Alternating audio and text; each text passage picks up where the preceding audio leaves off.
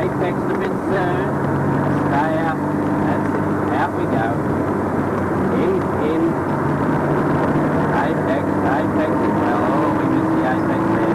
Let's go out. Right out the concrete. Latch out in fourth gear. Third gear. North now. 35 out.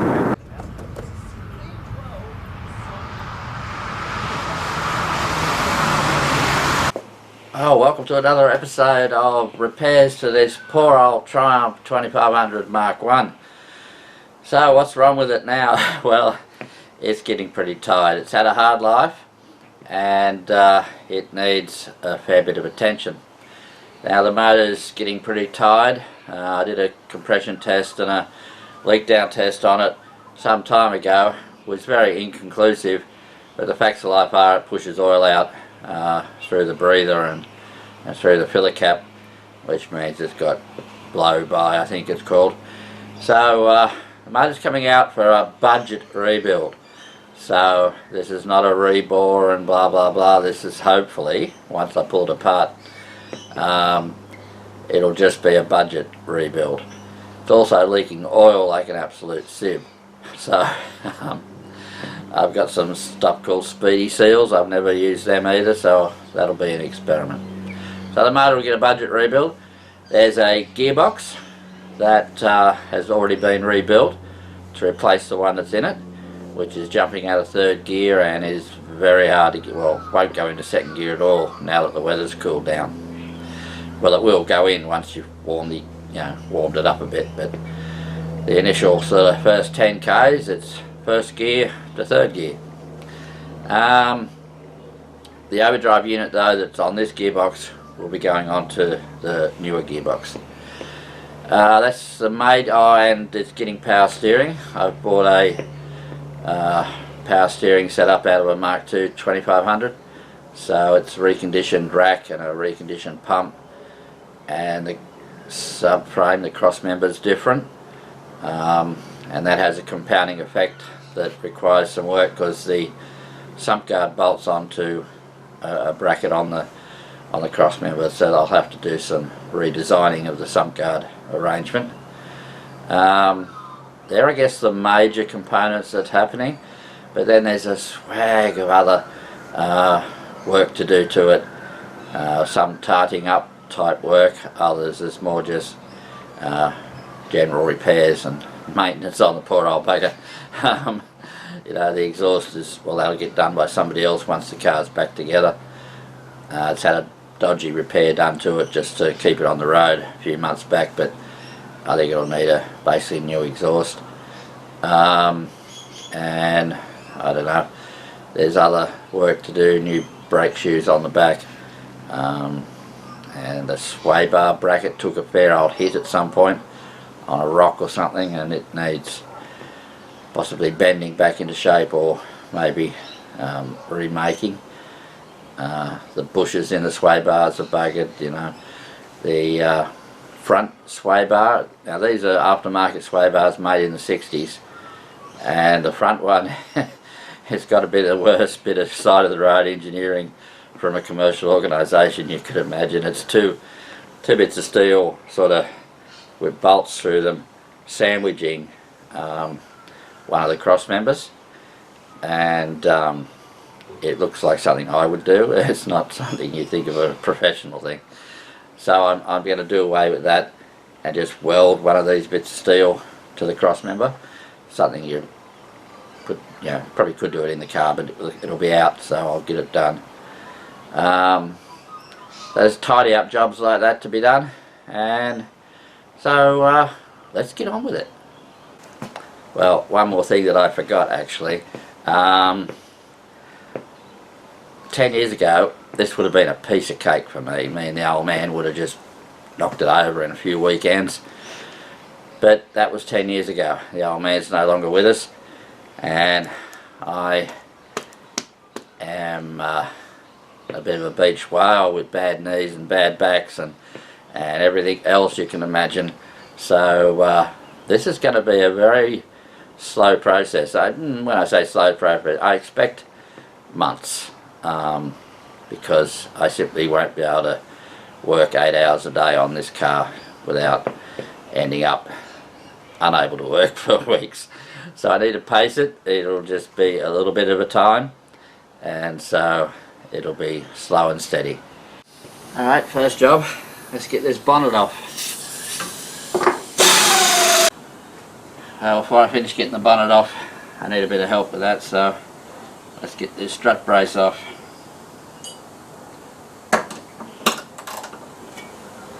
Oh, that's the strut brace off. Alright, XII to come off is going to be that sump guard.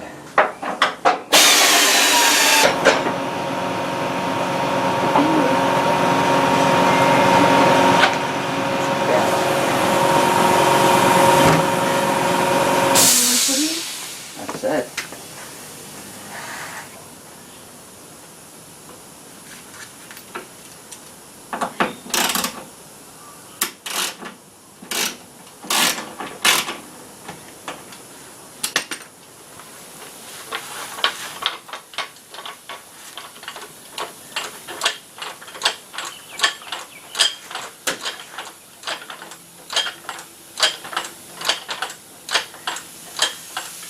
Let's get this sump guard off then.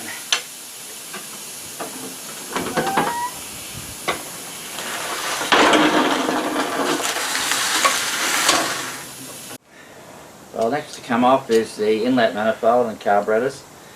This car's running triple SUs on what is labelled as a Lynx manifold. Now, my old man happened to be at Lynx one day buying something and told them, and they said they never made a triple carburetor manifold for a Triumph. It's got Lynx written on it. The guy that we bought it off sort of reckoned it was a prototype that Lynx made that never went into production.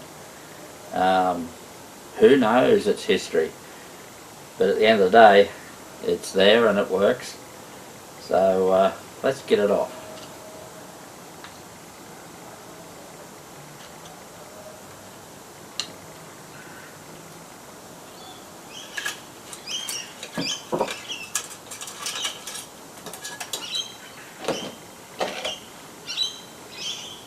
I'm getting down to the nitty gritty now to get this inlet manifold and carburetors off.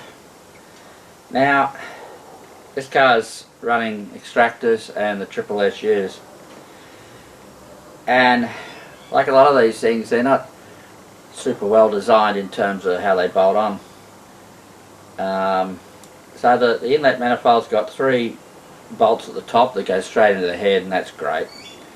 The others are more like washers that go over the extractor and the manifold, but the inlet manifold is thicker than the extractors, so you know, you've got 2 different thicknesses, and so washers don't pull on either. Anyway, over the years of taking these on and off, I've worked out a way to make it all work. Because it's also hard to get to, and each one has a different scenario. Some have got long studs on them with a big sort of packing tube, and that tube is sort of notched so that it pushes on the manifold and the extractor sort of thing. So each one is unique for each sort of bolt. Some have got bolts in them, some have got long studs, some have got short studs, and some you have to use a ring spanner, some you have to use a socket. And don't ask me which is which anymore, because I haven't had these off in years. But the thing is, when you take them off, you need to know where they go back, So I've got a bit of cardboard here, and I'll secure each either stud or bolt or what have you, so that I know when they go back together which one goes where, and I'll simply have to learn which one undoes with what. So let's get on with it.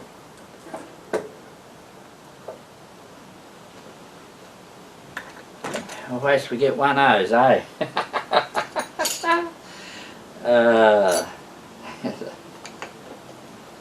Overflow hose on here I'd forgotten about.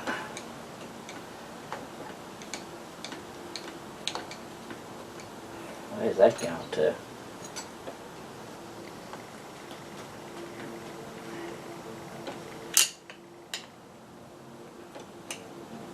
There has been a smell of petrol in recent times.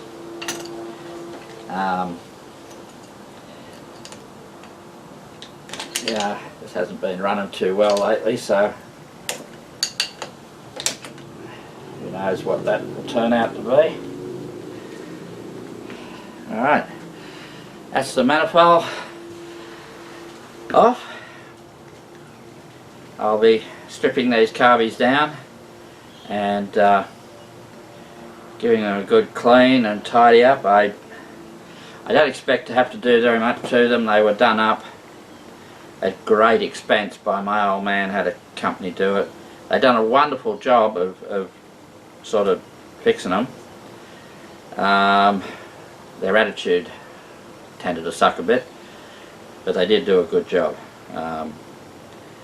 So, not sure I'd go back to them though. Anyway, just looking at them here, they look pretty good. So, and even though it was a long time ago, in time, it's probably not a lot of in kilometres. So I'll just give them a very good clean up. Now the manifold is aluminium, of course. Some years ago I painted it because it looks pretty daggy, so I'll probably give it a fresh coat of paint. I painted it with that heat paint that you paint exhaust with, and strangely enough the colour was called cast iron, and it looks very aluminium colour. The paint that was labelled aluminium looked like white, and it just looked awful. So this cast iron is pretty good for inlet manifolds. It's certainly a lot cheaper than having them sandblasted and all made all look lovely with aluminium. So we'll come back to this a bit later. Now here we have the bolts and what have you that come out of that holding that manifold on. As you can see, they're all a bit on the different side. So put them aside and hopefully it'll go back together as easy as it come apart. Well, while I'm inside it, on this side of the motor, I guess these extractors can come off. I'll undo them off the engine, but then I'll have to get under and undo. There's a flange down there. Again, with exhaust pipes, I detest exhaust pipes where they slide together the old-fashioned way. And so this car, for the most part, it's got a flange at the end of the extractors. And I'm going to have a new exhaust made because it had a leak and the dodgy repair was just temporary. So I'll get a new exhaust from the end of the extractors to the rear cross member where it goes through the cross member. And depending on what I have a look at it later, on whether I do the whole exhaust or not. It's got a stainless steel muffler on the end of it that's been there for years, but just because it's not rusted out doesn't mean it hasn't collapsed inside. And this car had lost a bit of its grunt in the last sort of 6 months, so I put that down to the engine being tired, and the carby's been a bit wonky and out of tune. But you never know, maybe the muffler's sort of collapsed inside and restricting the exhaust flow. And that dodgy repair was done with a smaller piece of exhaust, so there's a bit of a restriction there. Anyway, let's get these extractors off. I need to keep these ones separate, they're all the same.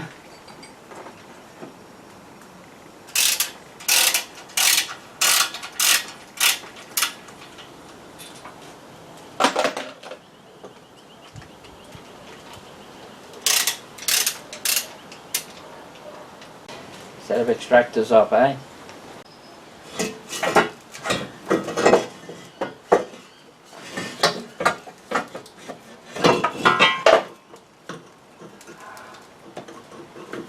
Well, that's the extractors. Looks like they need a fresh coat of paint. Surprisingly, the paint has stuck quite well, considering must be some years since I painted them. Alrighty then, let's get onto this side of the engine, which means not a lot. The alternator to start with, let's get that off.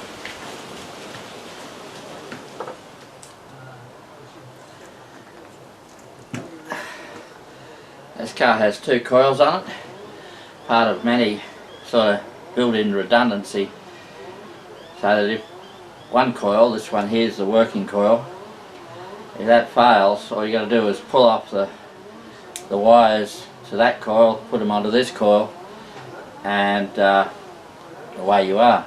There's also another fuel pump with a similar arrangement, a little bit more work, but still just a matter of taking one hose off and put another hose on. Generally there's a boot full of spare parts in the boot. So there's not much that could go wrong that wouldn't be fixable on the side of the road, short of some major thing like a blown head gasket or a clutch or something, even though I have driven a 2500 Triumph like this from Brisbane to Grafton with a box trailer on the back without a clutch, so you can do anything if you try hard enough. Price you pay though for doing that is that I couldn't get this bolt out without taking the coil off, which I wouldn't have had to do if it didn't have two coils on it. And you can see that the oil from that front oil cell's been leaking by the copious amounts of muck on here on the alternator. It's a very old alternator, still working. I'm wondering whether I should have it looked at just to be on the safe side. Things are going to get a bit tight down in there. I have to put an extra pulley on the front of the engine to run the power steering with the electric fans and what have you. Yeah, we'll have to wait and see how tight that gets. Well, the next job I think is to get the radiator out, because we're starting to lose the day. Well, my policy of taking it fairly easy on this rebuild and all this work, if I put in a first day on the car, if I put in a full 8-hour day or more, I might pay for that tomorrow and the next day and the next day, and end up not being able to work on it at all. So even though all is well, I'll get the radiator out because that'll make a mess. That gives it time to dry out overnight so I can get on with more work on it in the morrow. Now, as I said, everything you do to a car generally compounds your problems that you have down the track.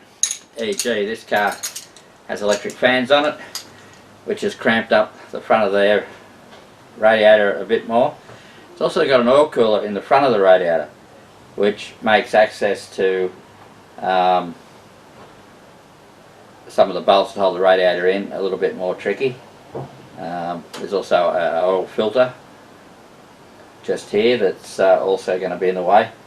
So the more you do, the more it might make the car a better car, but it also just makes working on it a little bit more difficult. Well, it's time to get the radiator out. The fans took a bit of getting off, homemade brackets and all that sort of thing.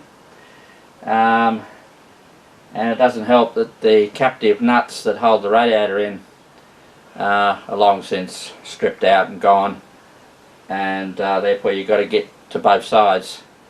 And now that there's an oil cooler in there, it's all a bit hard, and it's certainly hard to do by yourself. Anyway, it's time to get this radiator out, hopefully.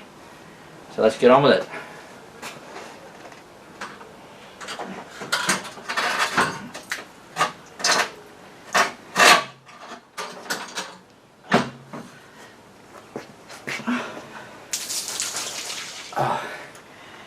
This radiator wasn't, what would you call it, reconditioned, redone, maybe a couple of years ago, so it should still be good enough. Well, that's it for day one of this epic rebuild on the poor old Mark I. Didn't get a lot done, but then I'm no quick worker on this sort of stuff anymore. It's a bit bare. Radiator took a bit of getting out. The electric fans and their dodgy brackets. Anyway,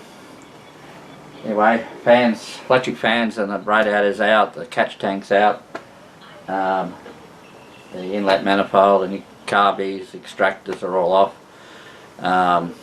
It's a bit barer in the engine bay. Alternator's off. So let's see what happens tomorrow. Well, that's about it for this episode of repairs to this poor old Triumph 2500. Tune in, same duck time, same duck channel for more mechanical mayhem on this poor old Triumph. Next time you'll see me continue to try and pull the motor out. And well, that's about it. Bye for now.